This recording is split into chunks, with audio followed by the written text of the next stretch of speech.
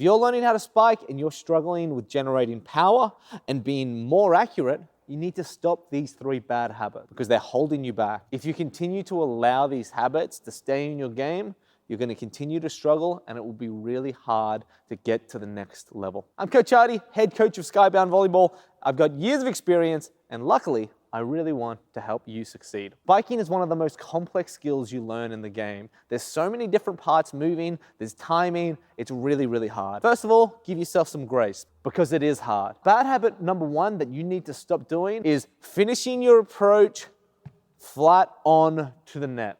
My feet are parallel and I'm facing the net. When we think of how we generate power as spikers, it's with our abs, it's with our shoulders. People say 50% comes just from this rotation of the shoulders. It doesn't come from how big your bicep is and how fast you can swing your hand. That does help, but the power comes from your body. Look at all these muscles I'm using when I'm using this rotational technique. The problem is if we're facing the net and we rotate, we hit the ball crazy out. You get power, but at the cost of accuracy. If you fully rotate, you're facing the wrong side of the court. We want to be able to rotate and face most of the court with our shoulders and our body. So here's the solution. We go in, our last step is actually going this way. This is what I call a surfing stance. It looks like I'm surfing into the net. I'm surfing. Oh yeah, we're surfing into the net. We're not walking in because our last step is gonna pivot us around and now we have the ability to rotate our body, generate power from the shoulders and swing the ball into the court with more accuracy. And look, I can hit cross court and line because I'm using the rotation of my body. Take a look, this one's crossed. Same technique, this one's going line. How do I set to myself? I don't know. Habit number 1 you need to stop doing is relatively easy to fix. It's your last step of your approach. It's not changing how many steps you have, it's not changing the tempo, it's only changing the placement of your last step. So you're surfboarding into the net.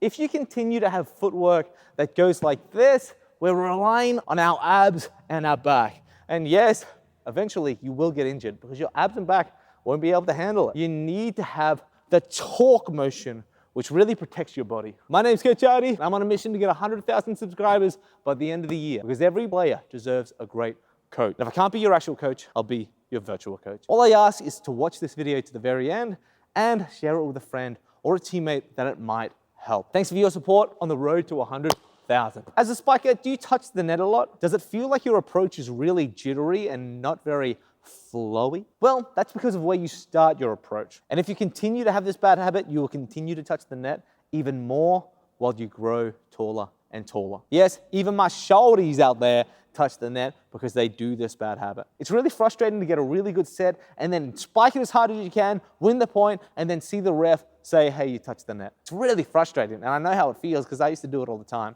So here's a tip on how to give up this bad habit, and it's really simple. Players who touch the net a lot when they spike usually start their approach somewhere around here. Take a look where I am. The attack line is here and the net is here. Look how much space I have. I'm not sure if you can tell with the angle of the camera, but it's only about 2 meters. When you're 10 years old, 11 years old, and you're playing, yeah, that's enough space for your approach. And we can get by. But the more you grow, the longer your legs get, the bigger your steps are, you need more space. So this is how I think about it. When you're spiking, if you're within this attack line when you start your approach, you're dead. This is the lava, and I need you to stay out of the lava. I don't care how you get out, but you need to get out before you start your spike approach. So let's say they tip it over. We dig it. What do? Do we stand here? No, we need to move. I call it ready up. People call it transition. Ready up just sounds cooler.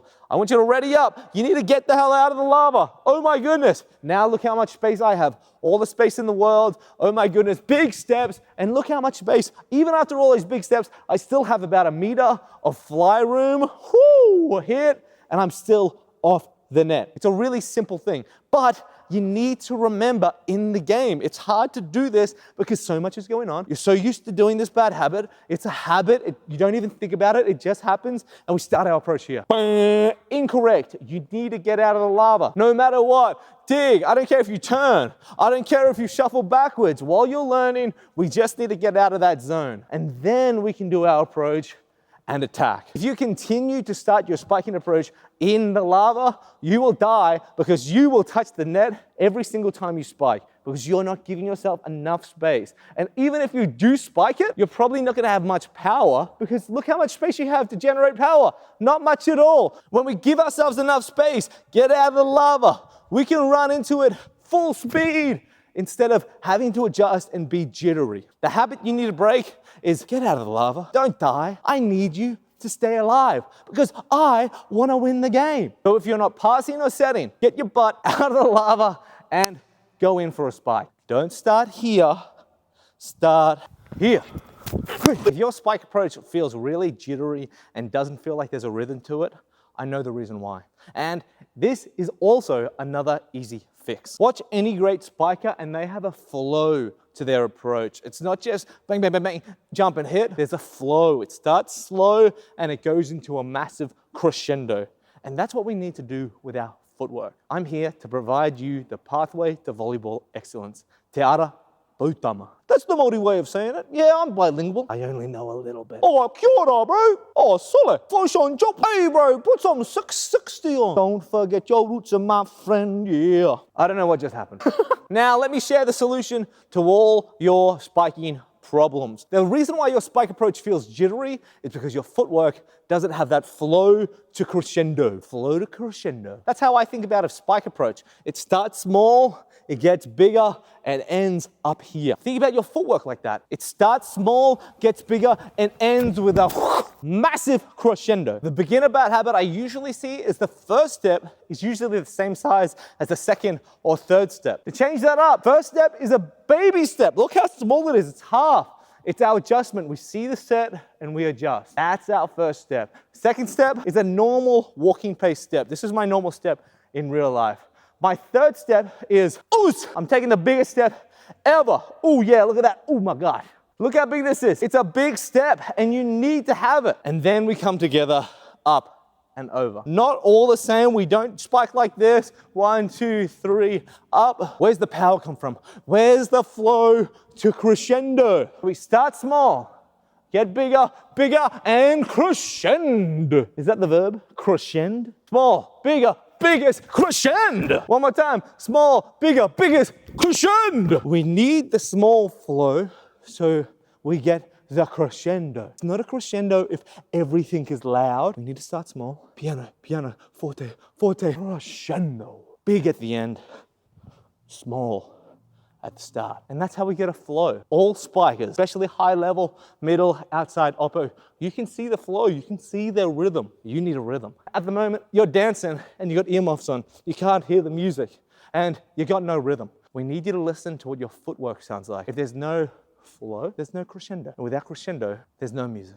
If you continue to have a jittery footwork and all your steps are the same, you will continue to have a out of rhythm spike. Go find your favorite volleyball player and watch them spike. I can guarantee you, even high level liberos have a rhythm to their approach, and that's what you need. And eventually, you'll be able to read other people's rhythms and shut that stuff down. Today was the grand opening of Skybound Volleyball. We had our first training session, and I had such a great time. Thank you for the players who joined us. If you guys, my followers, my subscribers, didn't vibe with my energy, I wouldn't be able to do this today. I wouldn't have a following. I wouldn't even know where to start. So I really appreciate all your support and your ongoing support.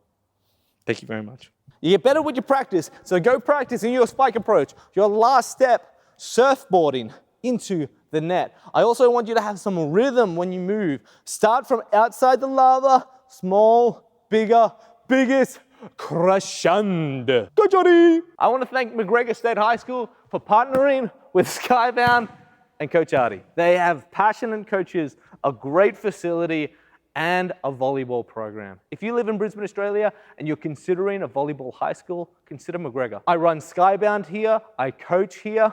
Hey, I might be your next coach. Consider McGregor for your next high school because they'll support you to be your best.